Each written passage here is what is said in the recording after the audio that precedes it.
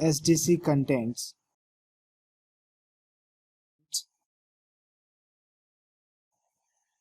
It consists of clock and attributes. Clock and attribute has create clock, virtual clock, generated clock, clock latency, and clock uncertainty. Next is I/O delay modeling. It has input delay and output delay. Next one is DRVs.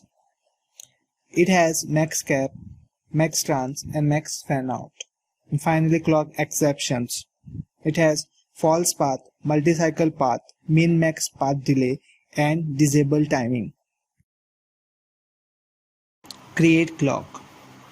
It creates a clock and defines its characteristics. It creates a clock in the current design at the declared source and defines its period and waveform.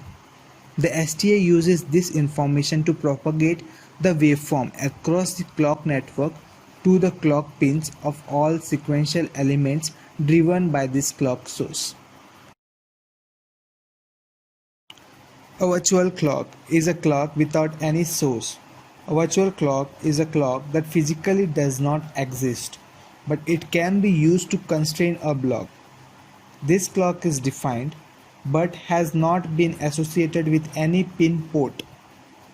A virtual clock is used as a reference to constrain the interface pins by relating the arrivals at input-output ports with respect to it with the help of input and output delays. Generated clock. It creates an internally generated clock and defines its characteristics. Derived from a main clock. It might be divided by 2, 4 or 1. It creates a generated clock in the current design at a declared source by defining its frequency with respect to the frequency at the reference pin. The static timing analysis tool uses this information to compute the propagate its waveform across the clock network to the clock pins of all sequential elements driven by this source. Clock latency or insertion delay is defined as the amount of time taken by the clock signal in traveling from its source to the sink. Basically, clock latency comprises of two things. There is source latency plus network latency. You can see in the next peak as shown.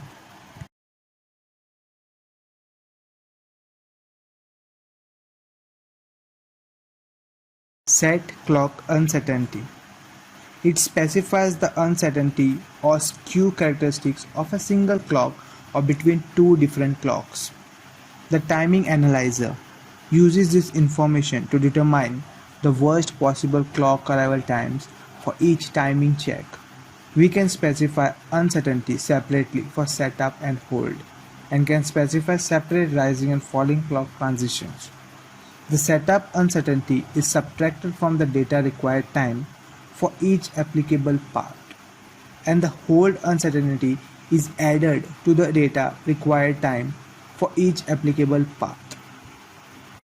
Delay modeling. Set input delay defines the arrival time of an input relative to a clock. This command sets input path delay or input ports relative to a clock edge. This usually represents a combinational path delay from the clock pin of a register external to the current design. Set output delay defines the output delay of an output relative to a clock.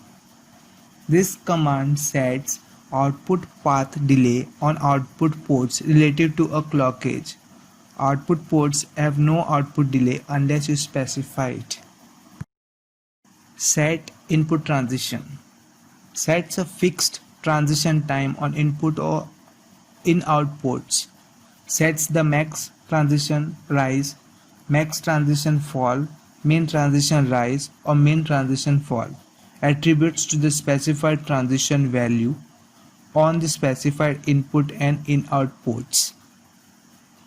Set driving cell. This command sets attributes on the specified input or in-out ports in the current design to associate an external driving cell with the ports. the drive capability of the port in the same as if the specified driving cell were connected in the same context to allow accurate modeling of the port drive capability for non-linear delay models. The following example associates the drive capability of AND2 library cell with the in-one port. Set max delay specifies a maximum delay target for paths in the current design. This command specifies that the maximum path length or any start point in from list to any endpoint into the list must be less than delay value. A DRVs set max trans, set max capacitance and set max fan out. To see this we can use a command called report timing minus all violators and you will see all the DRVs there. So first one is set max transition. Sets the max transition attribute to a specified value on specified clock group, port or designs. Compile attempts to ensure that the transition time for a net is less than the specified value. Set max capacitance. Sets the max capacitance attribute to a specified capacitance value on specified input ports or designs. Compile attempts to ensure that the capacitance value for a net is less than the specified value. Set max fan out. Sets the max fan out attribute to a specified value on specified input ports or designs. Compile attempts to ensure that the sum of the fan out load attribute for input pins or net driven by the specified ports or all nets in the specified design is less than the given value. Set load sets the load to a specified value on a specified port. It usually uses the set watt capacitance there is on an output, that is, the external capacitance that exists. Timing exceptions. Timing exceptions are nothing but constraints which don't follow the default when doing timing analysis. The different kinds of timing exceptions are explained. False path. If any path does not affect the output and does not contribute to the delay of the circuit, then the path is called false path. Below are the commands used to set false path.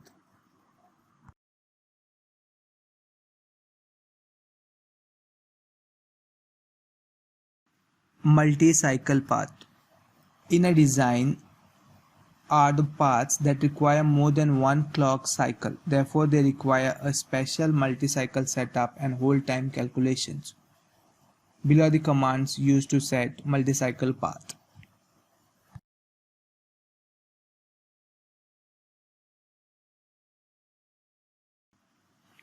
Min-max path. This path must match a delay constraint that matches a specific value. It is not an integer like the multi-cycle path. For example, delay from one point to another max 1.6 ns, 1.87 ns. The command shown below can be used to set min-max path. Disable timing arcs. The input to the output arc in a gate is disabled. For example, 3 input AND gate A, B, C and output out. If you want, you can disable the path from input A to output out using disable timing arc constraint.